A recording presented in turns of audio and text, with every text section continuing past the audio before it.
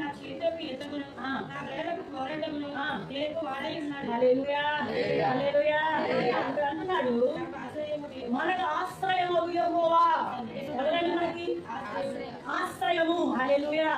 ఆశ్రయం అంటే ఏంటంటే చాలా ఆధారమై ఉన్నాడు. ఏమై ఉన్నాడు ఆయన? ఆధారము.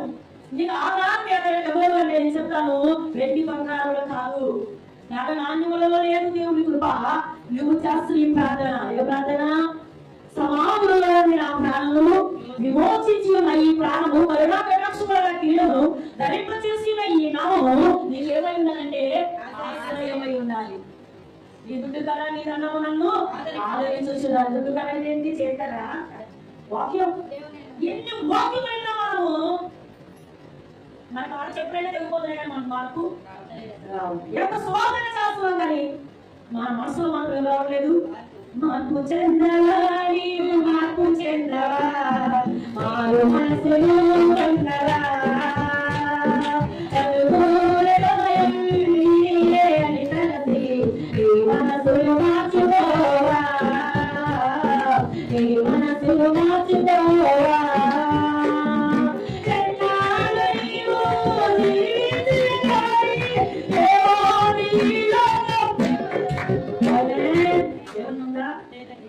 నీకు ఏమైనా ఉంటా, నువ్వు కష్టపడితే లోపం వస్తుంది.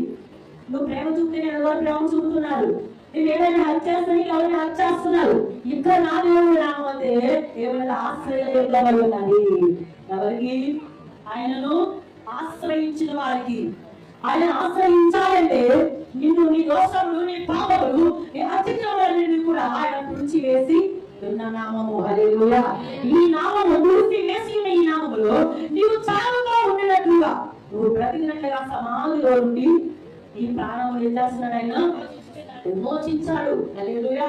మన పాపములు చేసి అతను చచ్చిన వారమైన మనలను క్రీస్తులో పడ్డావు కనుక ఆయనే మనకేమైనాడు? ఆశ్రయ దుర్గము.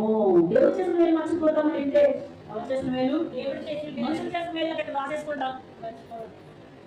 ఆ రోజున రాజమ్మ ఇంటికి గ్లాస్ నిండా మంచులు ఇచ్చింది. ఆ గ్లాస్ నిండా మంచులు ఇవ్వడానికి ఎవరిచ్చారు? అక్కడ బాటిల్ రాయడమ్మా ఎవరిచ్చారు? అక్కడ ఆ బాటిల్ కూడా దేవుడి కృప అయి ఉండాలి. హల్లెలూయా. ఎవరు గొప్ప చెప్పుకున్నాడు? దావీదు తన గొప్ప చెప్పుడా తన నామం ఏ నామం అంటే ఉన్నతమైన నామం. ఆ నామం ఎవరైతే తనను పిలిచిన నామం, తను అభిషేకించిన నామం, తనకి ఆశ్రయించుకోవాలన్న నామం ఏంటంటే వారి చేతులు యుద్ధములు ఎన్నట్టు మన చేతులు ఏం చేస్తున్నాయి? అన్ని దగ్గర చేస్తాను ఇంకా మనం